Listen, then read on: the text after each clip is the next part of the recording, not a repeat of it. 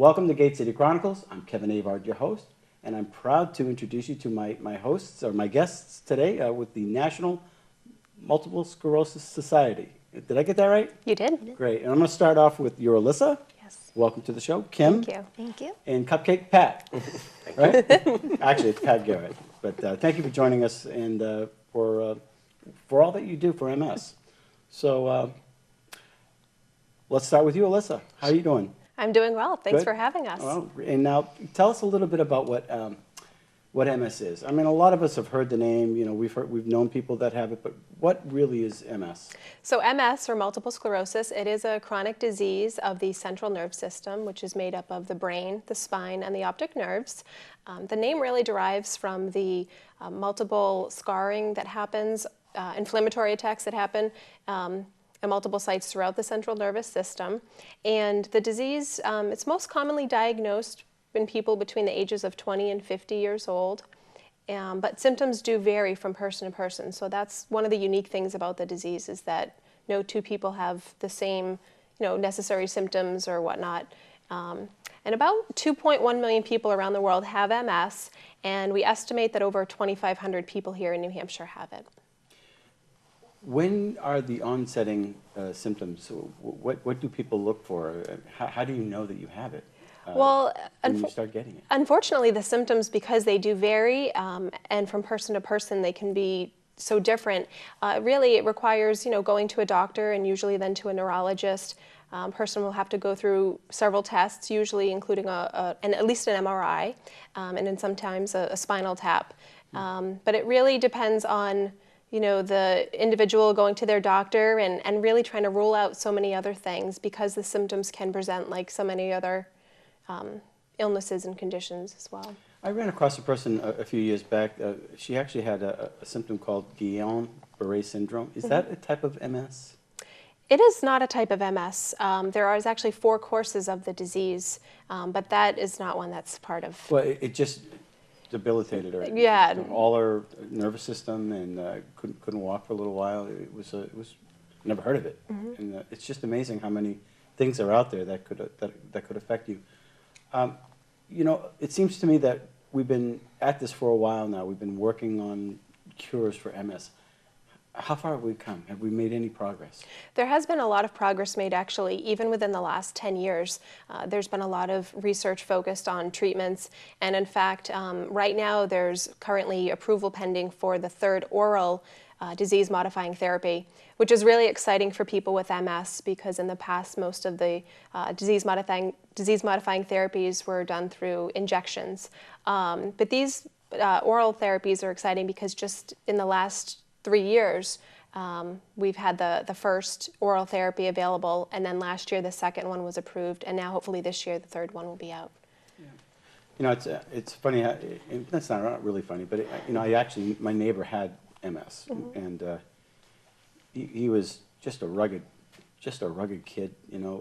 Did carpentry and did our roofs, did the chimney, refixed it, and one day all of a sudden, just out of the blue, oh, I got MS.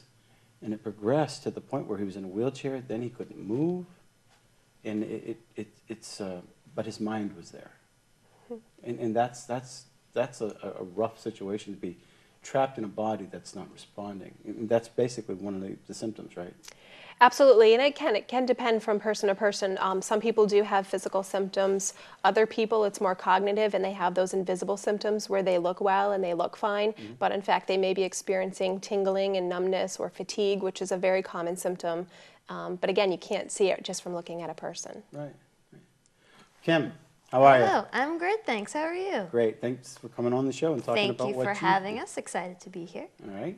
So you are the coordinator.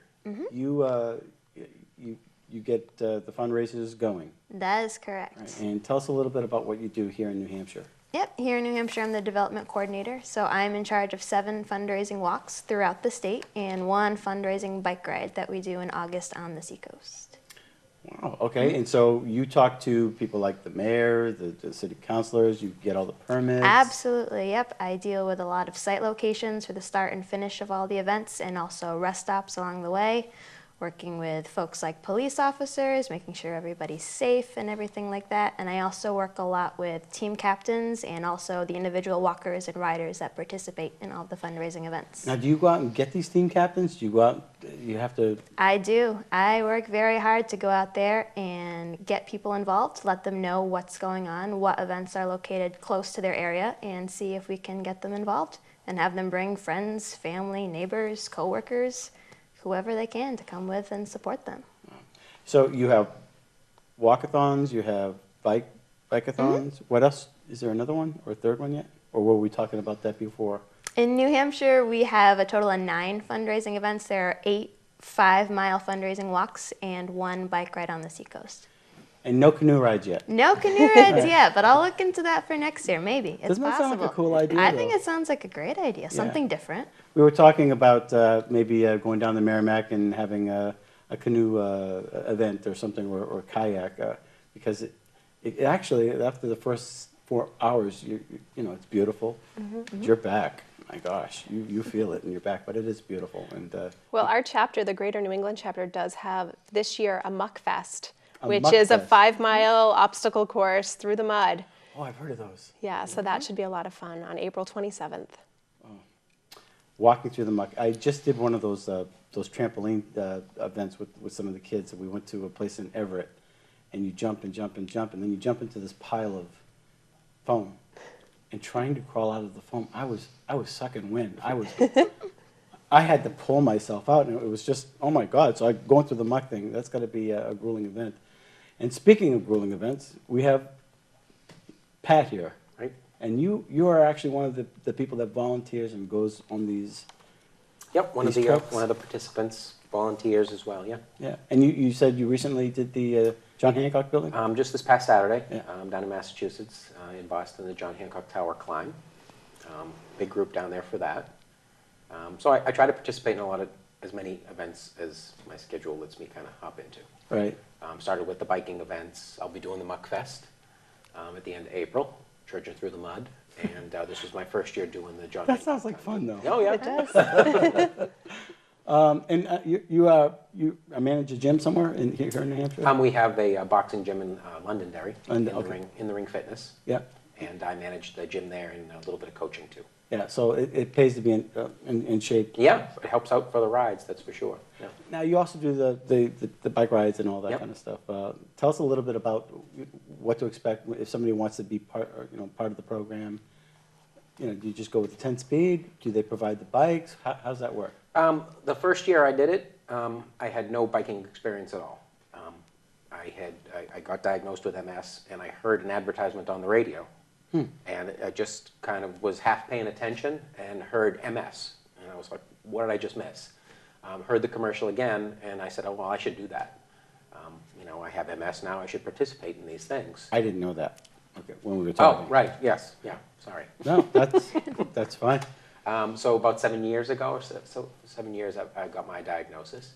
And, I figure as long as I'm able to do stuff, maybe someday I'll need the resources, so do my share ahead of time. Right. To kind of fill up those resources. And, but the events are great. No, you don't need a special bike. Down in Massachusetts at the Cape Cod Getaway, there's a team that does it on those, what's that team? They give the bike taxis. So they're on like a tricycle type bike with the big seat in the back. Oh, okay. So there's a group that does it on those. There's people that do it on a regular road bike or a mountain bike or anything like that. Depending on the distance that you're doing, a little bit of training is helpful. But if you really want to just gut it out, I guess you can get out there and do it. When you were diagnosed, obviously that was a major eye opener. Yep. Tell us a little bit about that, if you don't mind. Well, yeah, I mean, like Allyssa said, it takes so long sometimes for the diagnosis that, we're going back and forth, going to the doctor, and they're doing the tests, the MRIs, and the spinal tap, and another one where they hook you up to some electronic thing, and they zap you to see how you're feeling it through different parts of your body. Exactly, yeah. And so it was such a long process, and my symptoms weren't overwhelming as far as debilitating goes, that to finally get the diagnosis was like a relief, Once you know what you're You doing. didn't know what you had. What do you have? Do you have something? Do you not have something? So to get it was, yeah, all right, I got it, now I'm going to deal with it. But at the same time, some relief that, all right, I know what I have, and at least I know what I'm dealing with now. Is the exercising helping?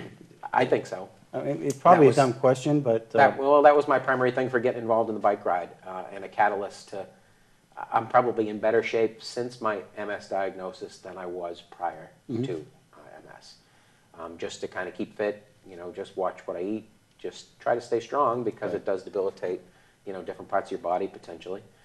So maybe strengthening those areas will help me be a better fighter for it when it hits again.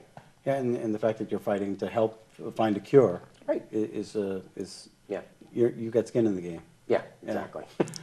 Speaking of which, now how do you find people to get support?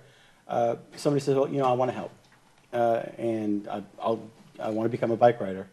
Now I want to find somebody that will support me.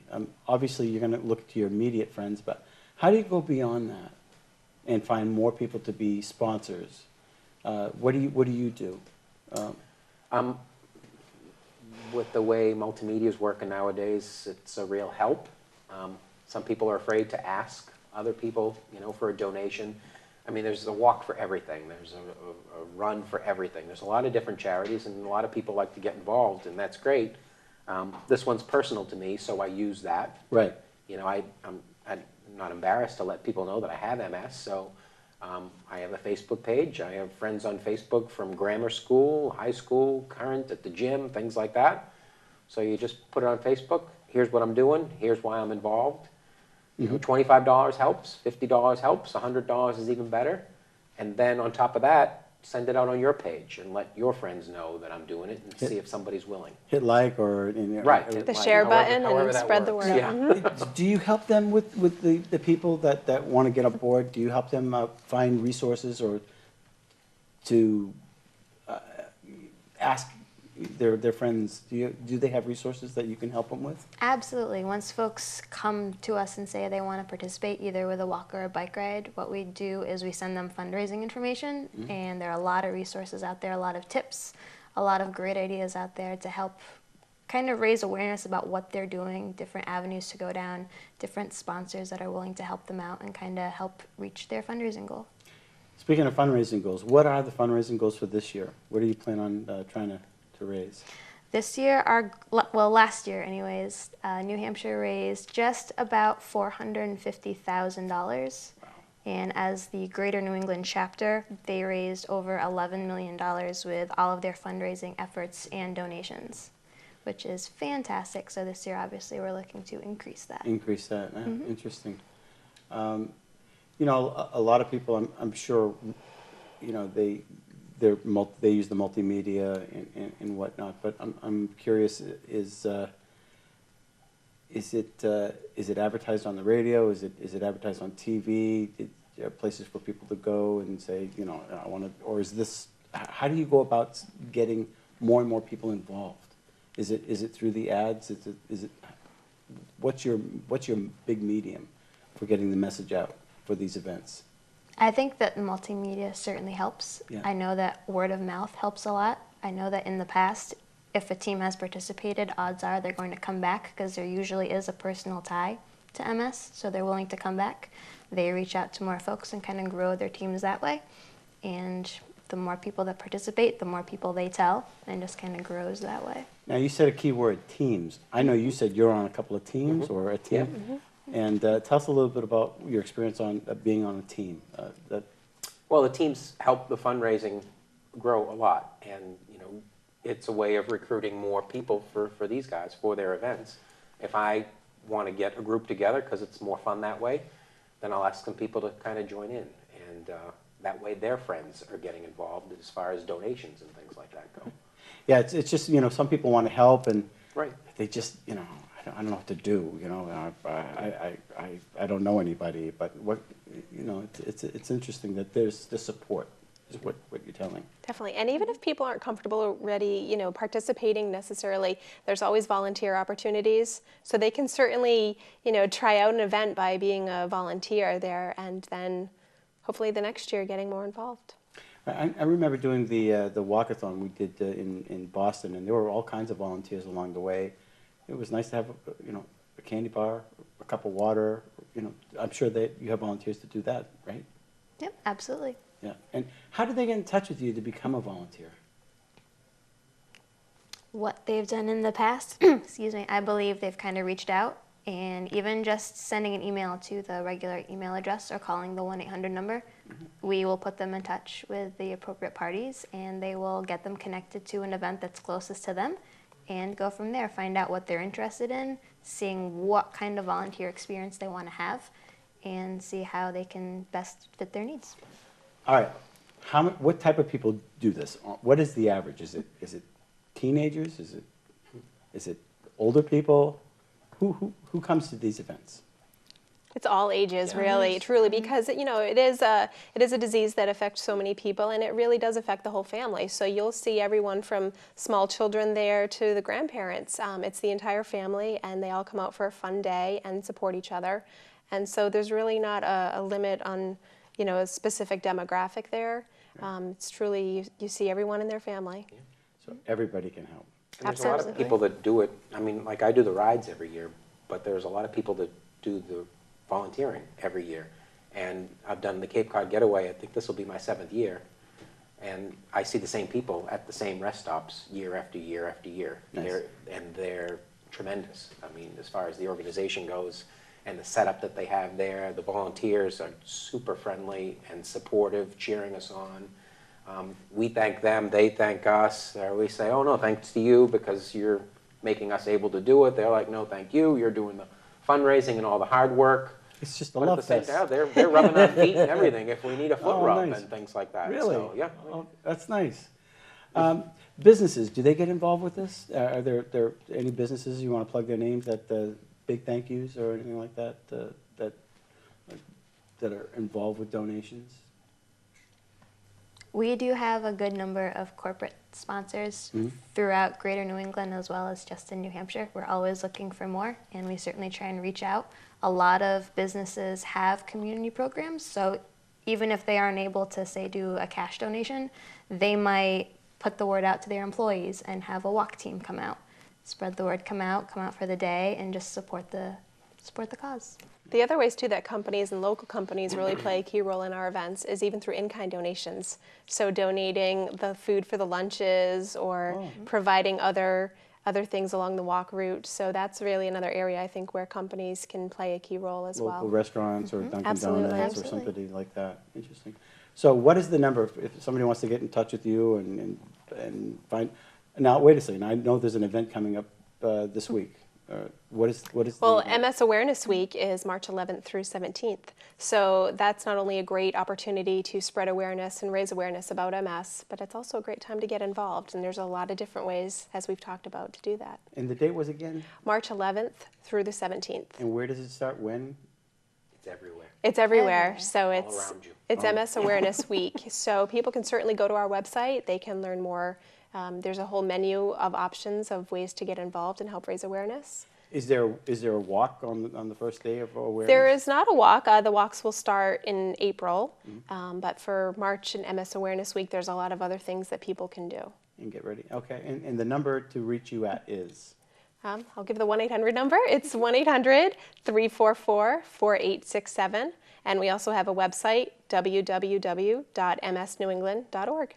Great. Is there anything else you want our viewers to know about the upcoming events or anything else about what you're doing? Well, the other thing I'll just mention, in addition to all of the great events that we do, we also offer programs and services for people and their families living with MS. So some of the services include financial assistance, home links, which is short-term care management. We also do a lot of advocacy work in the state, so people can certainly get involved if they want to get involved with our advocacy activities and our Action Alert Network. So there's other opportunities when you're talking about volunteering. Other than events, they can certainly get involved with programs and advocacy as well. Interesting. So it's like another type of gateway. I don't know if you've heard about gateways here in Nashua. They help people with disabilities and physical needs. So that's interesting. So there's another resource there. Absolutely, and people can always call our 1-800 number if they have questions. We have a great information and referral center, so anything from asking questions about their MS to maybe getting a referral for a service provider, or just connecting with local chapter programs and events. Wonderful. Okay, one more time with the phone number and the website, and then we'll say goodbye. Okay, so the phone number again is 1-800-344-4867, and the website is www.msnewengland.org. There you go.